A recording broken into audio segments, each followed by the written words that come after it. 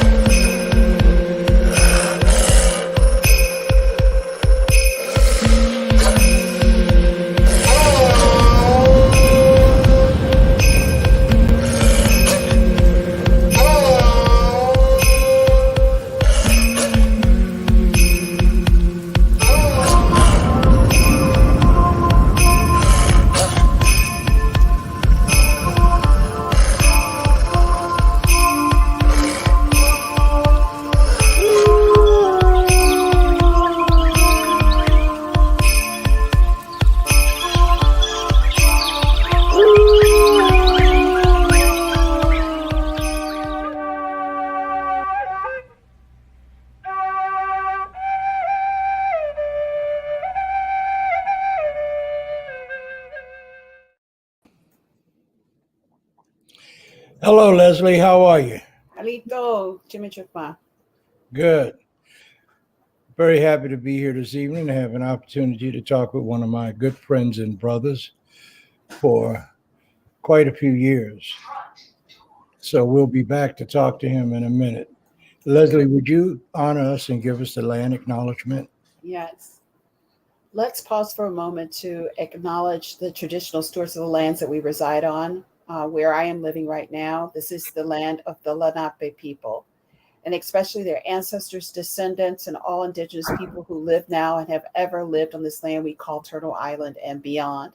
But more than acknowledgement, let's honor and support our existing indigenous communities by helping them continue their land-based practices, traditions, and way of life by dispelling false narratives about their history and people while promoting their authentic truths, helping them heal from past wrongs and offenses, and assisting them in protecting and restoring back to health the land, nature, and water, which brings life.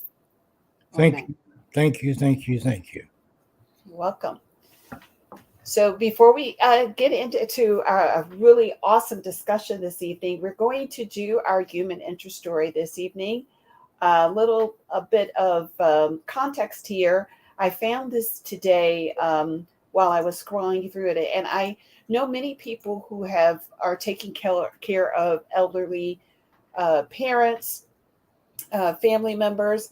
I thought that this was extremely beneficial, hearing this news. It's something that's common that affects those of us who are elderly. And so I just thought I would share this with you. So we'll start. Okay.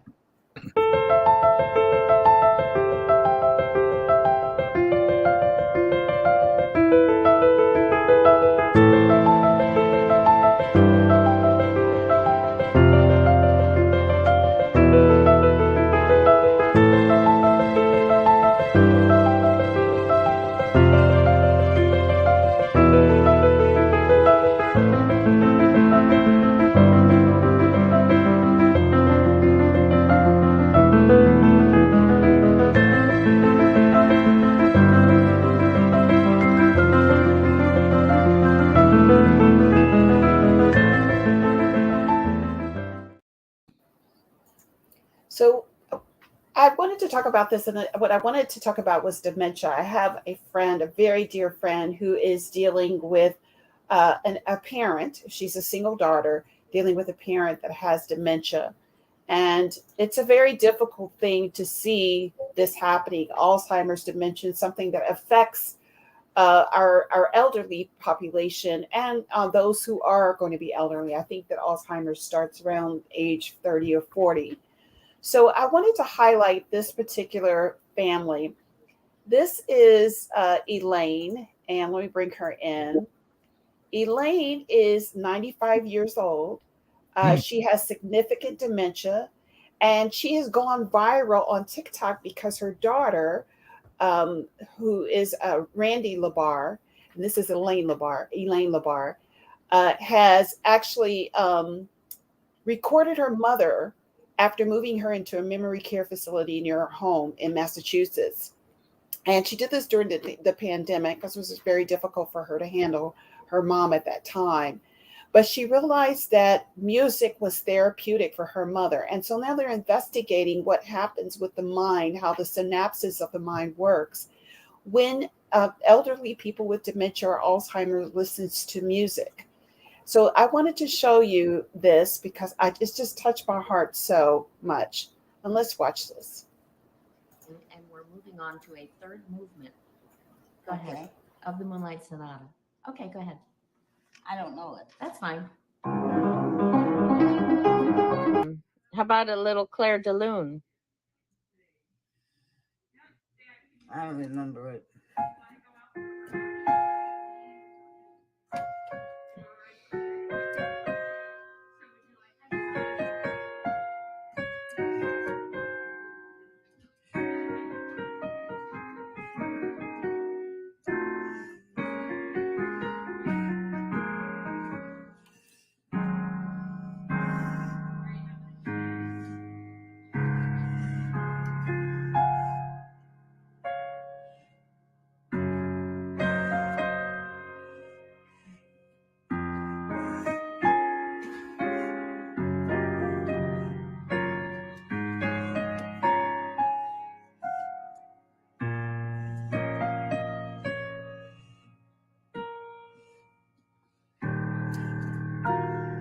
I found it. You did.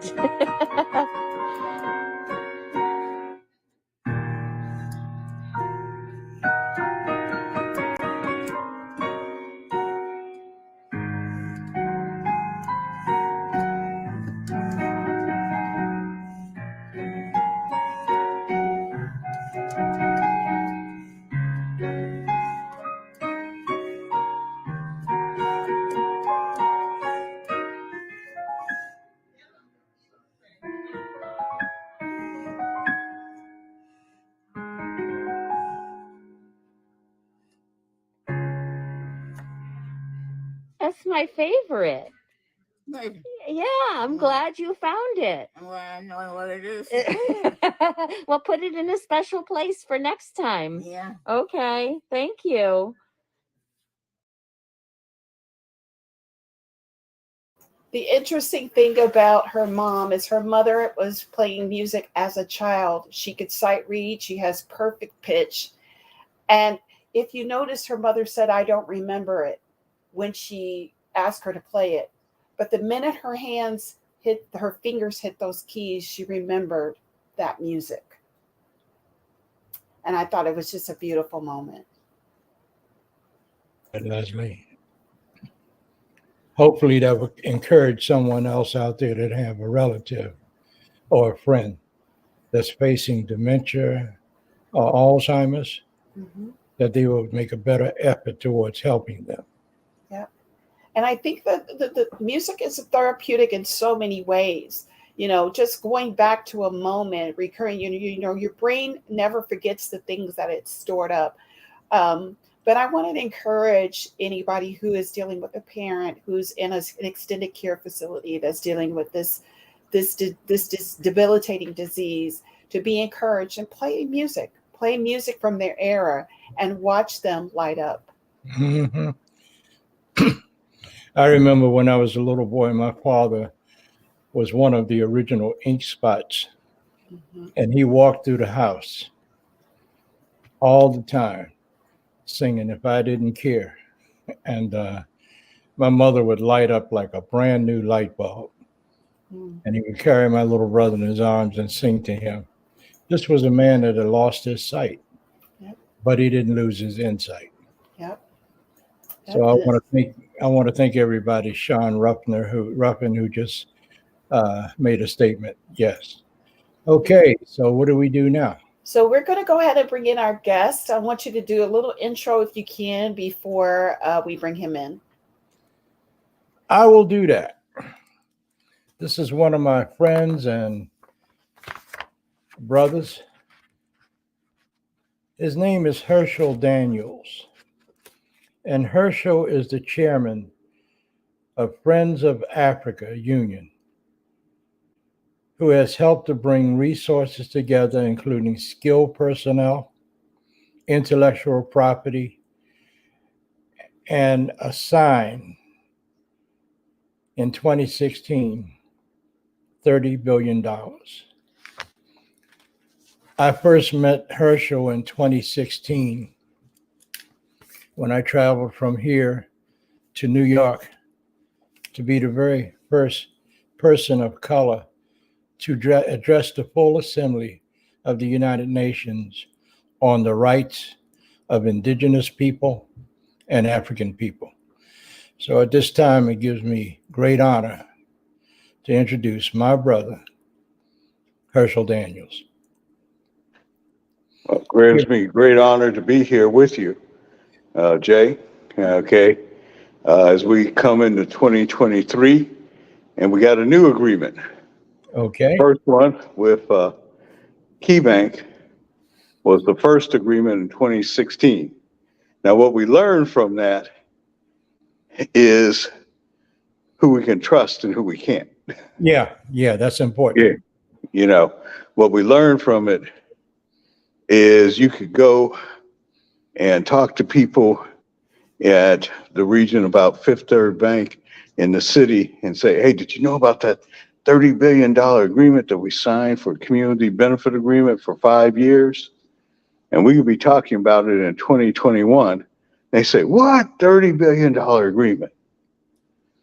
What?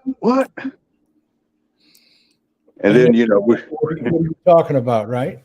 Yeah. So, you know, so in the midst of COVID, okay, now in 2016, when we did this historic meeting in May 20th at the United Nations, as you said, this historic meeting between indigenous people in North America, okay, and people of African descent in North America. And, you know, I was surprised to find that was the first time that discussion had ever been had in the United Nations Permanent Forum on Indigenous Issues. I was like, say what? All right. So with all we've learned, I'm about to close out the conference of the National Community Reinvestment Coalition that created, along with organizations like mine, Friends of the African Union, that $30 billion agreement. Jay, since 2016, we've created $639 billion worth of Federal Reserve Bank community benefit agreements. And we just had a plenary session for the members. And I was like, yeah, we created them, but who knows about it?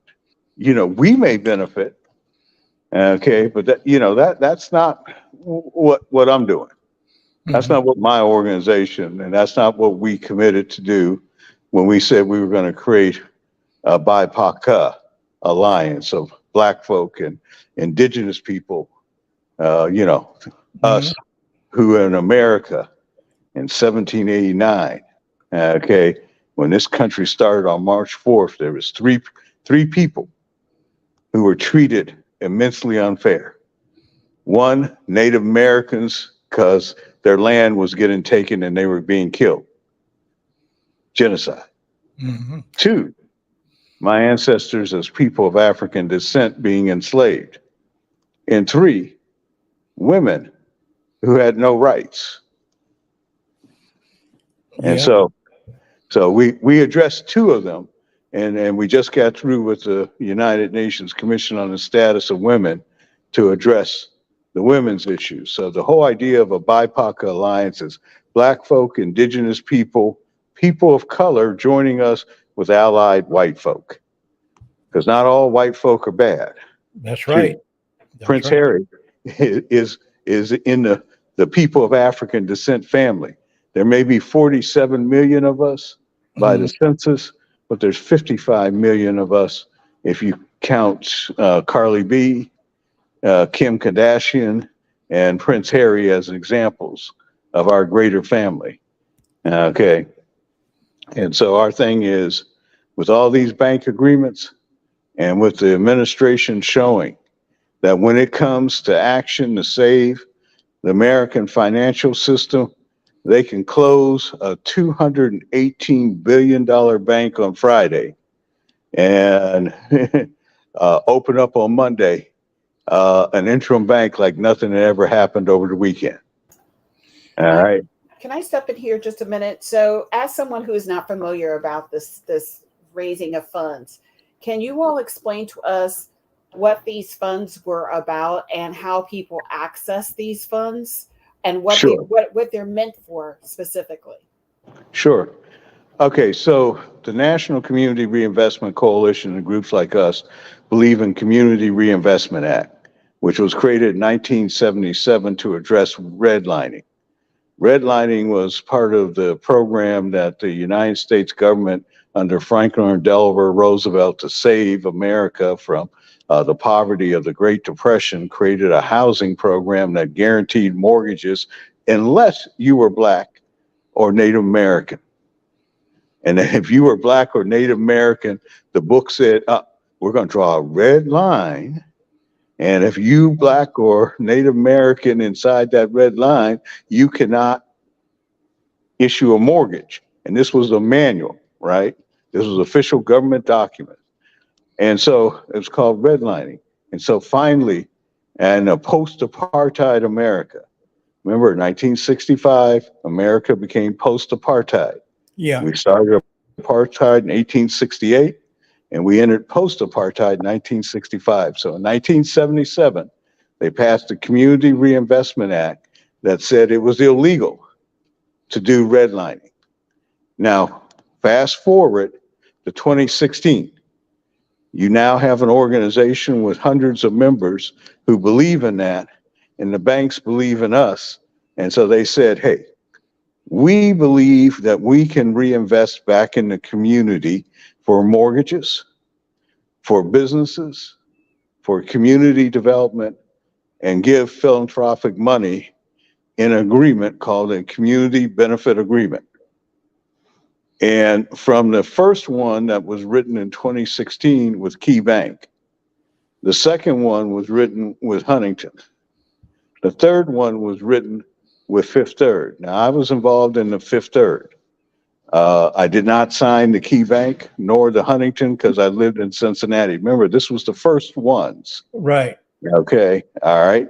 And so we signed a $30 billion 5-year agreement to have this money be used for mortgages, to be used for businesses, to be used for community development and philanthropic purposes. What it turned out to be, some people got money and they threw the kitchen sink of the people who got that money for mortgages, small businesses, and they chose which communities and projects that community development money and the people who got the philanthropic. And so we evolved from 2016 to the one I created with PNC, an $88 billion agreement. Now that agreement, we got down to the dirty of saying minority communities. We got down to the dirty of saying less developed communities. Right. We got down to the dirty of saying small minority or economically disadvantaged businesses with a carve out for that minority.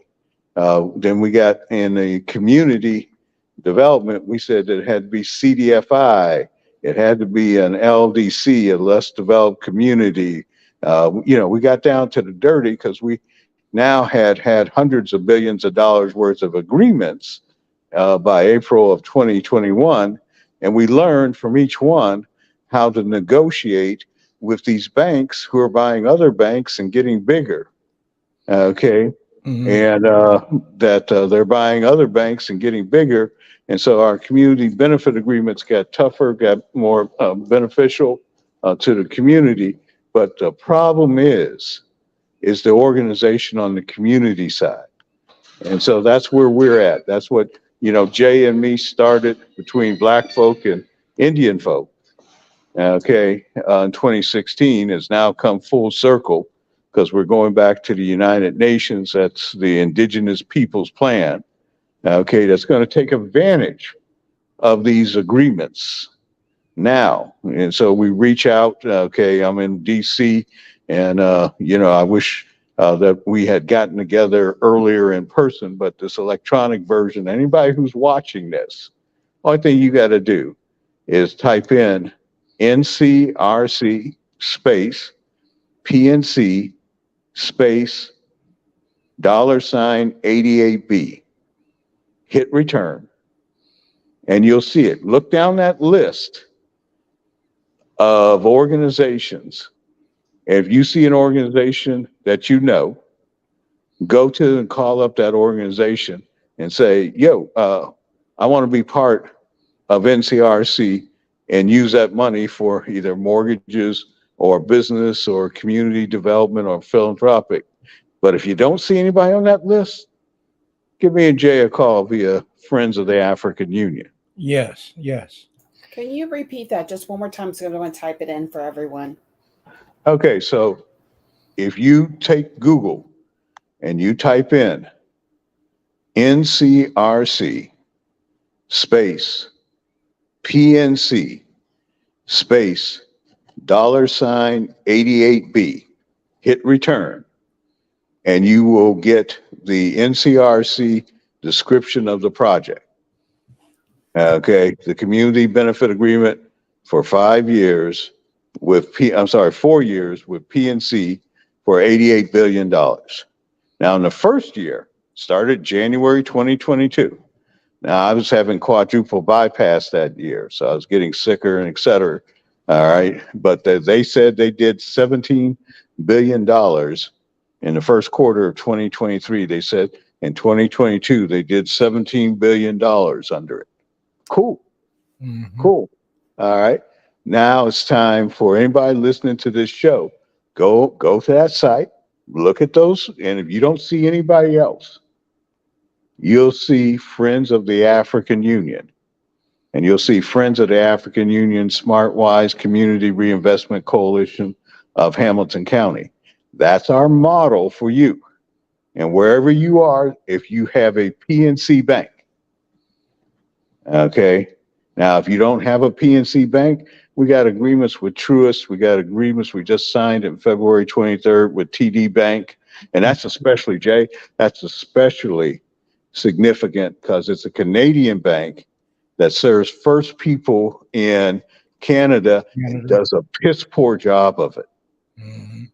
All right. And so we're doing the same thing there with the National Policy Alliance Canada that we're doing here. We're creating a BlPOCA Alliance of Canada. That's Black folk with Indigenous people as partners. Mhm. Okay. And allied with people of color and allied white folk.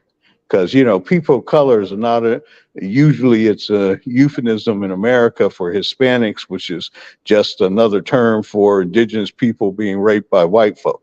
There you go. There you go. All right. But that's the term we use now. Okay. All right. So we say people of color because that can be Asians, it could be Indians, that people of color. But I want people to understand that there are allied white folk. Yes, yes. All right. And All we of, got to cultivate them. all of them are not bad. They're not. Yeah. And all Black folks are not good. I mean, look at John Blake. The man sexually assaulted his baby mama. Mhm. Okay. And I'm not going to say how. Okay. But he did. Got a warrant out on him. Then came to pick up his kids. And, the girlfriend didn't call on him. Somebody else called on him and said that this man who had sexually assaulted this woman and has an arrest warrant is okay. Here, come arrest him. And then, he got tased 3 times. And, it's pretty scary if you get tased 3 times and you still going. But we also have these sellouts in our communities, like lawyers like Ben Crump. Hey, brother, I ain't gonna go with those who, Okay. but because you mentioned him because he was Blake's lawyer, and he thought he was going to get a $1 million payout, but when they charged him with sexual assault, it was all quiet because he pleaded out to a misdemeanor, okay, so that he wouldn't be labeled a sexual predator, and there was no payout, okay, for ambulance chasers. So I Yeah. wanted to thank you all for talking about that. Let's stick to the subject here, but I want to ask a question. So let's say that you are a new LLC. Cliff Dive Productions just became a new LLC, but we are doing business with Indigenous and Black people. Are we then candidates to tap into funds for our new Yes. business? Yes. Now, where are you headquartered out of? New Jersey. You're covered by PNC. Yep. Yes, ma'am, you are. Okay. And so what we're doing is in the month of April is that we're gathering our partners and where they are, okay, so that we can create a coalition going together. So if it's just your LLC, okay, you can get turned down and fight your way through. But if it's a coalition of 100 LLCs, okay, and those 100 LLCs are going under the PNC agreement, and those LLCs are members of the National Community Reinvestment Coalition, which today has set a goal of 1,000 members from 700 members this year. We're a little bit over 700 members. And I made the promise, Jay, that we're going to create, 435 new members in BlPOCA alliances in each congressional district. Okay. All right. So, we got DC. Let's make it happen. Okay. I live in Prince George's County, Maryland. Yeah. Well, we already in you live in Prince George. That's great. We're headquartered out of Glen Arden. Okay. In Prince George's. That's right down the road from me. Yeah. Yeah. Okay. So this is really interesting. So you're saying that we would be better off if we were joined with other businesses that are BIPOC and businesses. Yeah. And Again, mass. Okay. So it's easier for PNC to turn you down. It's not so easy for 100 qualified LLCs under this agreement to turn it down. Okay. Now they got to give us a good reason why to turn the mass down, right? Okay. All right. Because we're coming under the agreement. We're coming as NCRC associated members, et cetera. And so that's one thing we did as NCRC. We realized that we needed to have businesses who agree with what we talk about. And so that's why we created the Just Economy Pledge. Okay, do you believe in a hashtag just economy? Okay, if you do, then we're the organization for you. another question I wanted to ask you is, does this only apply to businesses, or could this also be applied to non-for-profits? FAU is applied to everybody. It's applied to you as a personal family holding company.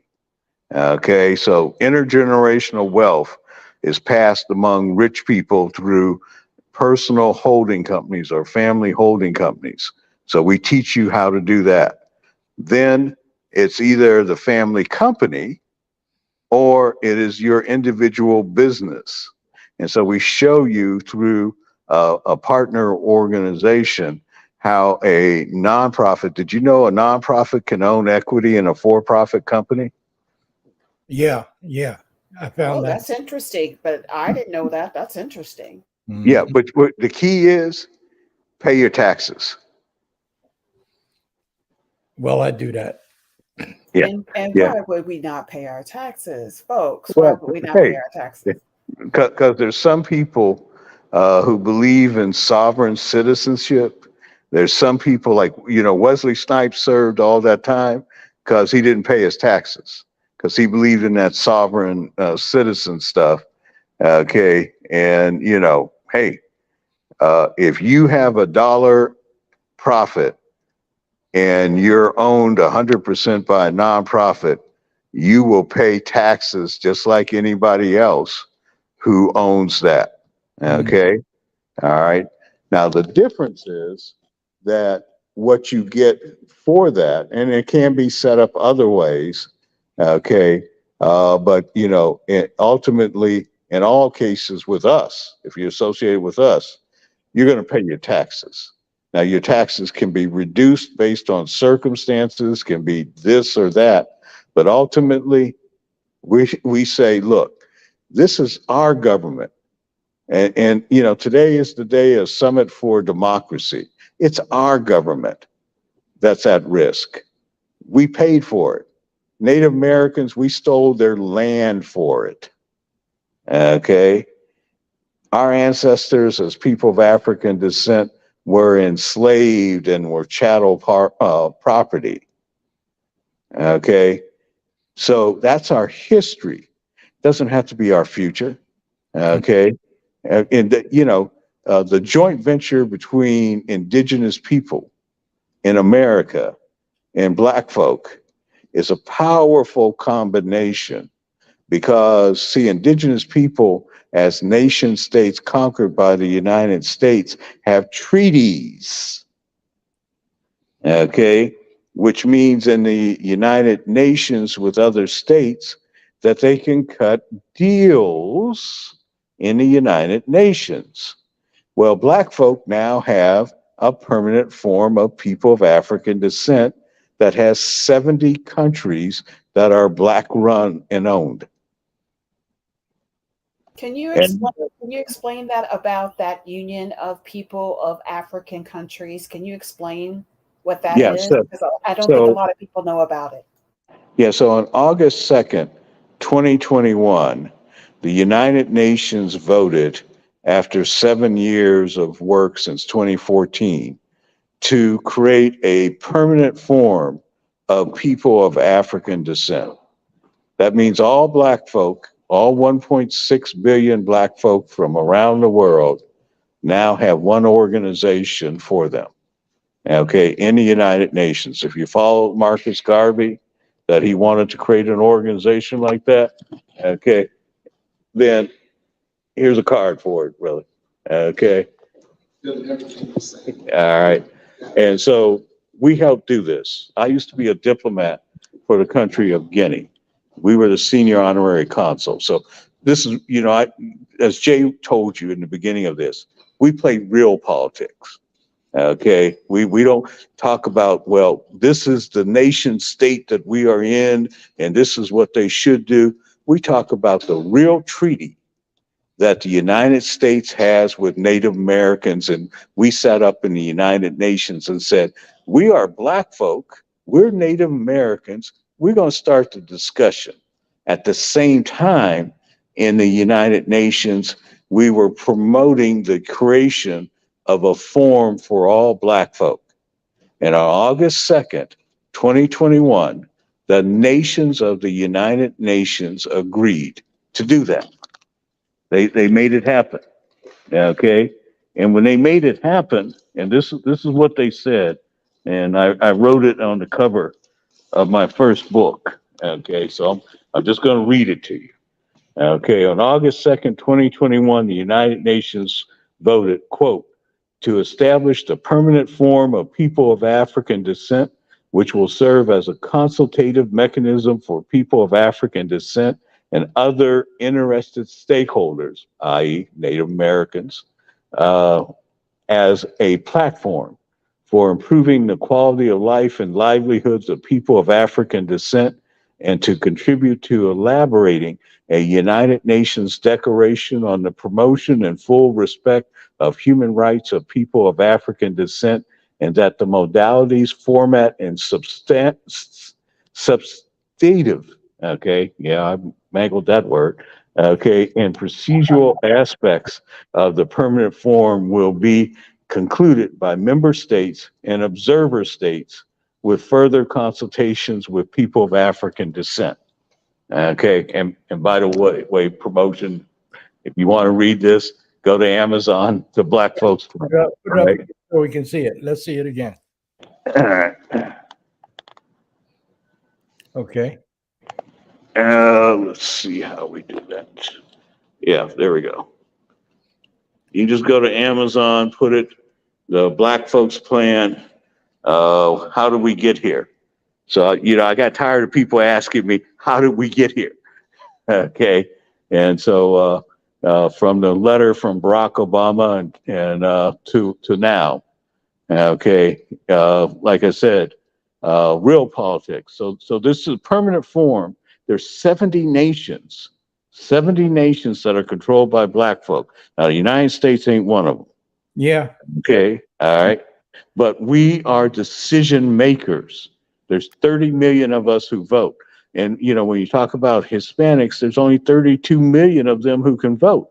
Most of them who can't vote are not citizens. There's over 12 million who are adults who are non-citizens. So they can't vote. Okay. So if you take them, 30 million, you take Native Americans, okay, and you take people of African descent and allied white folk. Yeah. Okay. Now you got to have a plan for them, right? Okay. So we got a Black folks plan, and we started an Indigenous peoples plan, which is on this update, Jay. We figured it out, and the update is $500 billion for Indigenous people. Okay. Okay. All right. And that, now the key is it doesn't deal with any treaty rights. This is just Indigenous people who are Americans The in blood. an agreement to create a BlPOCA alliance. Mhm. Okay. I mean, the allied white people include white women. The allied white people include people with disabilities. The allied white people include youth.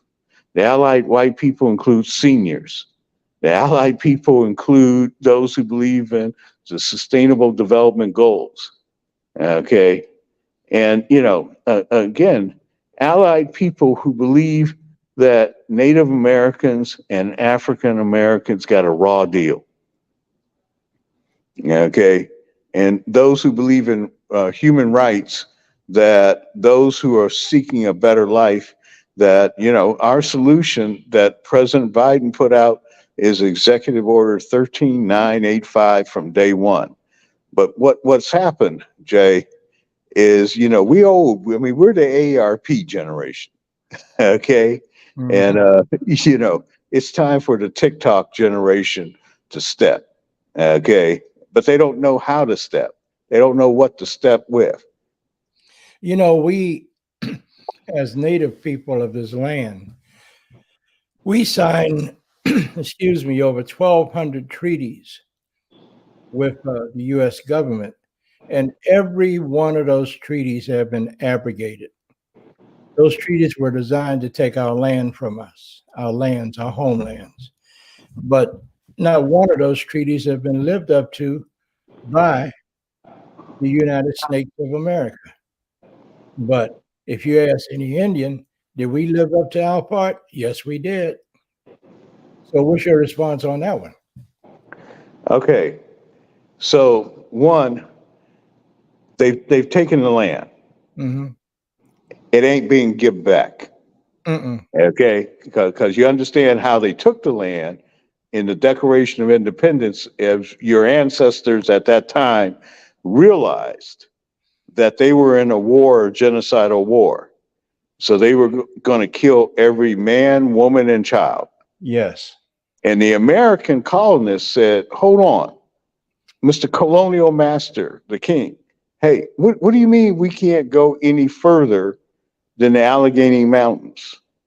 Mm-hmm. And the king said, I cut a deal with the Native Americans, and as long as I keep you and those colonies there, and the rest of the land they get to keep of their own land.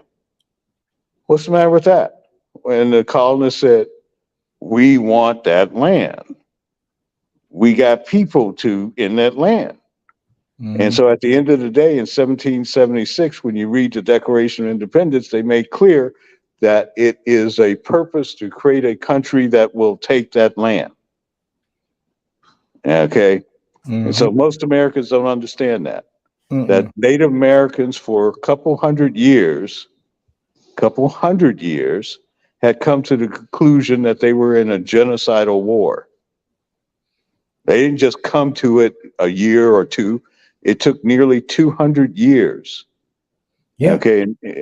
But now they had understood now we were in a genocidal war with the people who want to take our land. Well, ultimately, the United States took the land. Okay. So now, if you take that as a given, then what is the value of that land today? Okay. I got you. And then you subtract the value of that land, okay, from what is given on a historic basis and et cetera. And now you also talk about what can you actually get from the government. Okay. And so if you look up patent number 5577042, it's fundamental to the Daniels IDIQ to provide an interoperable financial instrument that is worth $500 billion to indigenous people in the United States. That's, that's going to be the deal. Okay. That, me and you started in 2016. And to back it up right now, NCRC's done $639 billion in agreements since 2016. All right.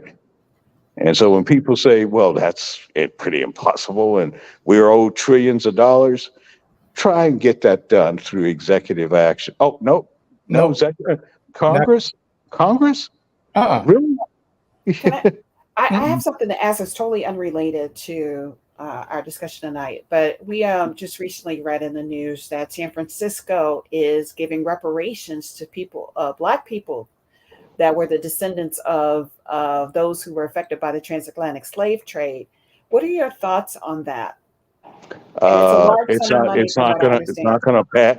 It's $5 million for each Black person in San Francisco, and it's just like the reparations on a national basis. It can be proposed by the executive, but it's got to be passed by council, and it has to be fiscally reasonable from the taxpayers, or otherwise you will have a taxpayer lawsuit. Okay, and the thing about it is they have not went through what the state of California has done, where they legislatively had a working committee. And so for the state of California, our plan is $300 billion over 75 years, or $4 billion for reparations, okay, based on the state working documents, okay, that shows the reparations need, okay, for California specific. They haven't done that in San Francisco. So they've opened themselves up for lawsuits.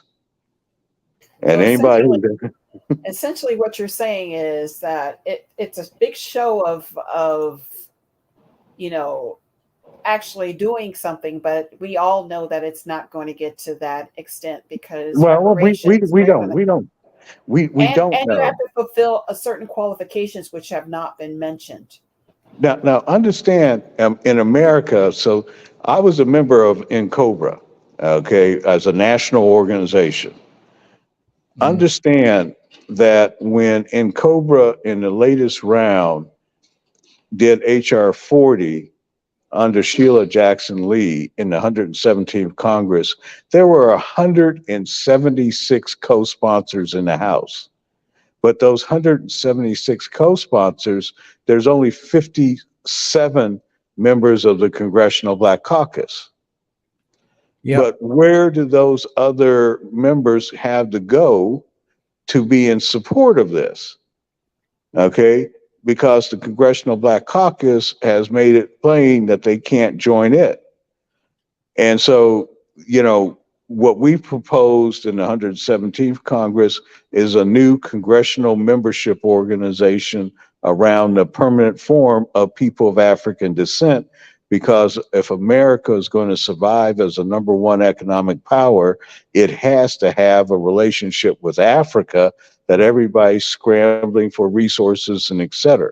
Now, when America took Native American lands, that's why they were scrambling for resources. Okay.